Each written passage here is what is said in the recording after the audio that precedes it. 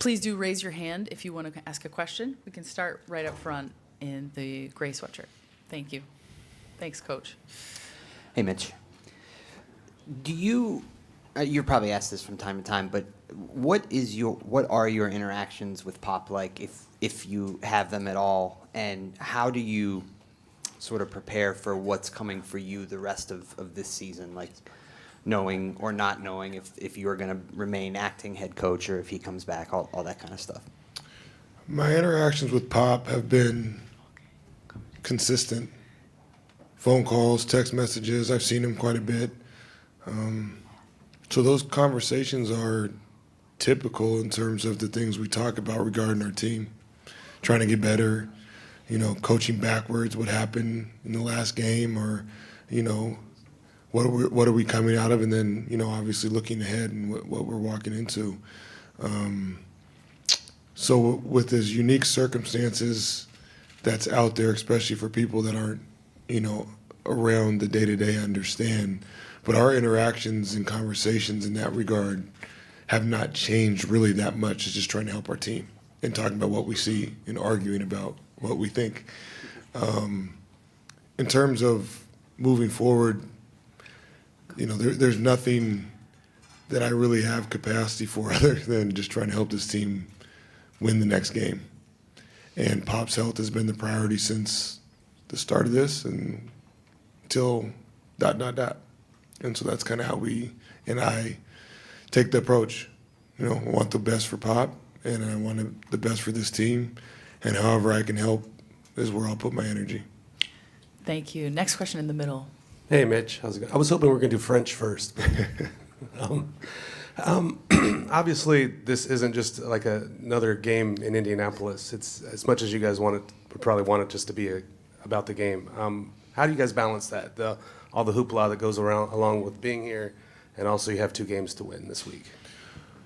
We've had a few games this year with unique circumstances, added attention, I guess, right? We played in Christmas in New York. Even what happened in LA, which was an unfortunate situation, but again, so I think there's a level of maturity and focus where, life happens. People have personal stuff all the time, good or bad, and you still have to do your job. And I think when the ball goes up, we'll hopefully at some point focus on just doing our job, and it will become basketball. And there's real life understanding that there is hoopla, I think is the word you said. But that's part of the deal. And we don't need to, I don't think, shy away or deny that, but also don't think we need to give it power. Next question. Hello, Mitch. Welcome to Paris. You have a real connection with Wembanyama. You really push him really hard in the practice. Can you talk about that and how he's improved since after the games, all the big games? Victor's desire to be coached it makes your job easy when you're trying to coach him. And that's not just myself, that's the whole staff. And it's been like that since he's joined the Spurs. When you have players that solely want to improve and get better, it takes away any inefficiency in trying to find solutions or ways to improve. Doesn't mean you're always right, doesn't mean it always happens overnight, but what it does do, it allows a vulnerability between the player and the staff or staff members that are trying to help him to continue to improve. And I think we've seen that with Victor now in a short amount of time. As talented and as good as he is and was even before he joined the Spurs, there's still a lot of room for improvement. And he acknowledges it and he embraces it more than anybody and wants to get better now. And it's fun to be a part of that process with him. Hey, Mitch. What's it been like? This is kind of Victor bringing everyone to his home, right? What's it been like to see him hosting and see you guys all see these places that have meant so much to him? Genuine. His face lights up. You see how important it is to him and how much it means to him to share it with his teammates and the people here on the trip. And it's really cool to see. And you see someone who has a lot of pride in where he's from and his past experiences growing up, and his passion to share that is something to behold.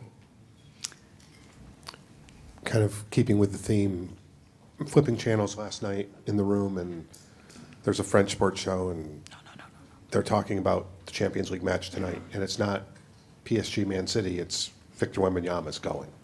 How does he, I guess, have you ever seen him blink in this spotlight that he has been facing for 3, 5, 7 years, probably now? And it's probably a better question for him, obviously, but how does it not overwhelm him to know that there are going to be eyeballs on him every second of every day for the rest of his life? It's a testament to him, his parents, and the people in his circle, because it's a lot. As you said, it was before even this. As a kid, he's had the attention, the cameras, the microphones, the spotlight on him. And I think he's very clear about what he wants and where he wants to go and what he wants it to be, and he understands all that comes with that. Even when he was answering the question, when I was standing up there, he said something about, his dream is to be in the NBA. His dream isn't to be talking to you guys and girls and ladies, but that's what comes with it. And I think he's very grounded in everything that comes with it, and he wants it because he knows what his goals are. And the way he goes about it, again, is a testament to himself and his family the most, because he is a mature, humble young man. Thanks, Coach. Next question at the back. Hi, Coach. In the back, Arnaud Valadon, RMC Sport. How a week like this is important to build something new or try to get some more win, because you had a couple of losses in the past few weeks. How important is this week to build, a new chemistry or something new for the team? When you have some of these unique experiences, trips, games, especially with the time, because we have a few days prior, it does allow the team to come together and spend some time in unique ways that they traditionally would not. We typically would have probably 1 or 2 games in between this time. And so I think it's a very good experience and opportunity for the guys to have some of those experiences and bonding times, as you allude to, and obviously, hopefully get some wins with it as well. But there is much more connection between the bonding time, coming together, chemistry, and the wins as people think. And so hopefully we can take some positive steps in both those regards. Thanks very much, Coach. All set with Coach. Thank you. Good luck tomorrow night.